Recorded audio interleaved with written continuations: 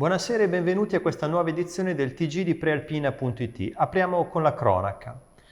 Andiamo a Busto Arsizio, dove un uomo è stato arrestato per 2 volte nel giro di poche ore. Poco dopo l'udienza di convalida dell'arresto e della conseguente applicazione della misura cautelare dell'obbligo di dimora, perché responsabile del dirottamento di un autobus avvenuto sabato, un uomo di nazionalità tunisina è stato nuovamente arrestato dalla polizia per rapina aggravata, resistenza a pubblico ufficiale, porto di armi arte a offendere e danneggiamento. Ieri, poco prima delle 18, l'uomo ha rapinato un negozio etnico in via Miani, minacciando il commerciante con un grosso coltello per farsi consegnare una birra. Poi si è dato una precipitosa fuga dopo aver gettato il coltello in una siepe, dove è stato ritrovato dai poliziotti. Per lui inevitabile le manette e il carcere questa volta.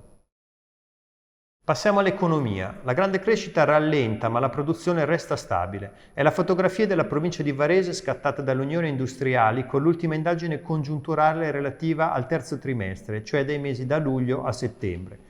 Si evidenzia un lieve calo che si accompagna però a una buona tenuta delle aspettative di produzione per il prossimo trimestre.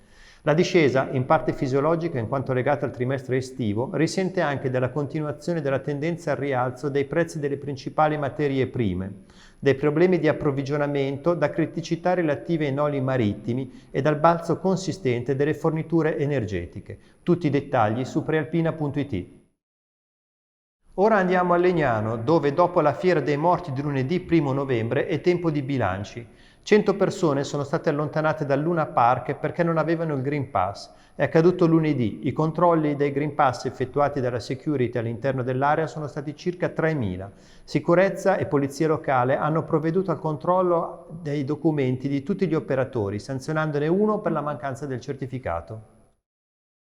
Restiamo a Legnano, dove in questi giorni l'amministrazione di Lorenzo Radici ha celebrato la memoria dell'ex assessore Giuseppe Colombo, ideatore del cimitero Parco, un progetto che negli anni 70 era a dir poco rivoluzionario e che poi è stato copiato in tutta Italia. Vediamo il video di Walter Todaro dell'agenzia Publifoto.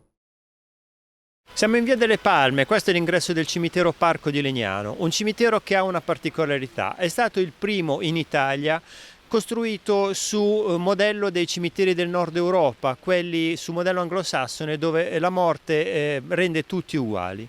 A differenza del monumentale inaugurato alla fine dell'Ottocento, dove ogni famiglia ha più o meno una tomba con un proprio monumento, una propria specificità, qui le tombe sono tutte uguali, lapidi bianche, dove i nomi sono l'unica differenza tra una persona e l'altra. Ci sono anche opere d'arte, questo a partire dal cancello qui dietro, il Cristo Croce in acciaio inossidabile, simbolo un po' della comunità di questo cimitero. Inaugurato nel 1979 è un'area che copre in tutto quasi 100.000 metri quadrati, 90.000 erotti per la precisione, il doppio di quello che è il cimitero monumentale. Oggi qui vengono sepolte le spoglie mortali di Peppino Colombo, l'assessore che rivoluzionò il concetto di Camposanto a Legnano, inaugurando questo progetto già nel 76, 3 anni per realizzare quest'area che ancora oggi è invidiata da tanti altri comuni italiani. A chiudere lo sport con una notizia dagli europei di nuoto. Arianna Castiglioni vola in finale degli europei in vasca corta, in corso in svolgimento in Russia. Nei 100 metri rana la ragazza di Busto Arsizio, dopo il miglior tempo in batteria, nel pomeriggio ha stabilito il miglior crono delle 2 semifinali col tempo di 1 minuto, 4 secondi e 31 centesimi.